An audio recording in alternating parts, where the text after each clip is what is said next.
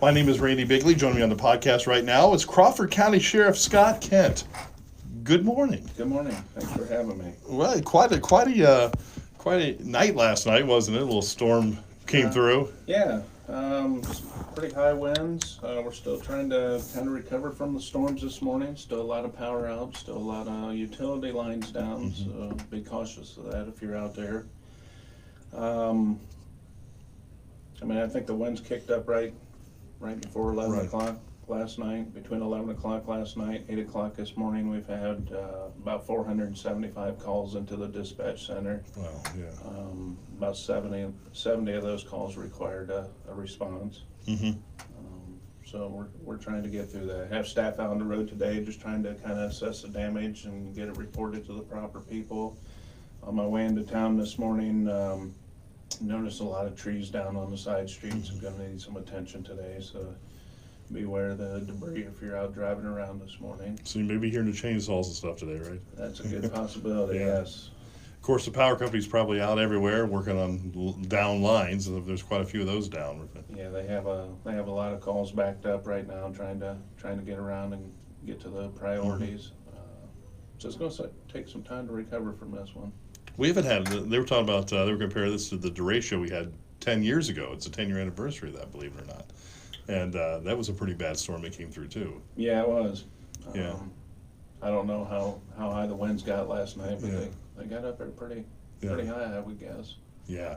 You know, when you get that weather, and you're going to have the hot weather now, and just kind of that front kind of just makes everything a little unstable up there, doesn't it? Yeah. It does. Yeah, crazy. It's going to be a muggy day, that's for sure. Oh, my goodness. And people without power, like myself, it's going to be really muggy for them at their, Right. at their house. Yeah. So, yeah.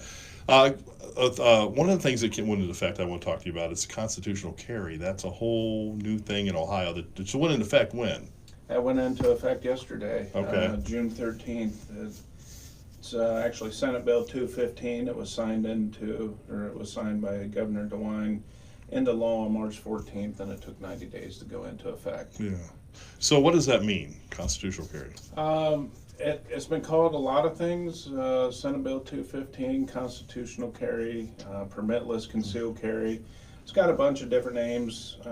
Basically, what it means is if you're 21 years old and legally able to purchase or possess a firearm, that you can carry that in a concealed manner, such as concealed carry.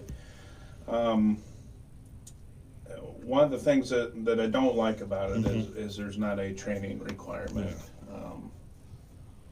Good or bad, time will tell on that. I would still encourage anyone to go out and get the firearms training. Shooting a firearm or shooting a handgun is perishable skills, so you need to spend some time at the range and stay up on that. So it is. The sheriff's office or the sheriff's offices in Ohio all still offered a concealed carry license. Okay. I'm still encouraging people to get those. I have a lot of people that are still getting renewals because they want to keep their concealed carry. One of the reasons you would want to keep it is if you're traveling out of the state of Ohio. Under the Ohio concealed carry law, we have reciprocity agreements with other states.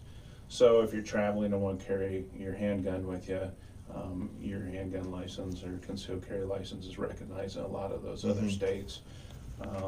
There's not a whole lot of constitutional carry states right now, so it's one of those you're gonna have to educate yourself before you do that.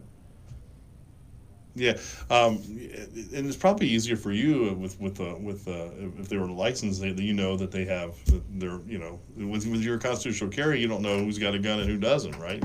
Unless they say something. Right? Yeah, that's true. Yeah. I mean, under Ohio's current concealed carry law, if I stop a car and it's registered to a concealed carry holder, the law enforcement officer does get that notification. There will not be that with constitutional carry. This law did away with handgun owner. They don't have to notify law enforcement anymore to have a concealed handgun on them. However, if you're asked by a law enforcement officer, you have to disclose that immediately. Okay. So you're not the volunteer, but if you're asked, you have to tell them that, right? Yes. All right. Anything else happening here in the county? Not right now, just kind of business as normal. Mhm. We're still pretty active on drug investigations. Jail is pretty full right at the Mhm. moment. I think yesterday we were at 110 inmates. We can hold 121, so we're starting to get into that where we need to watch our numbers pretty close. Right, right. So stay out of trouble, right? And tell people Staying stay out of trouble. That's correct. All right. So yeah. So we're glad to see hear everything's going good in the county there. So yeah. Yeah, this week is just going to be dealing with the heat, I believe. Right. Right. The heat advisory out for the next couple days. Heat advisory out. Make sure you're hydrating. Sometimes we see some fights and stuff like Right. that pick up when it gets warm out. Yeah. People get agitated, right? Yeah, get agitated easily. All right. Well, Sheriff Kemp, thank you for coming in today. It's great hearing everything's going really well. Oh, you're welcome. Thanks for having me. Thank you.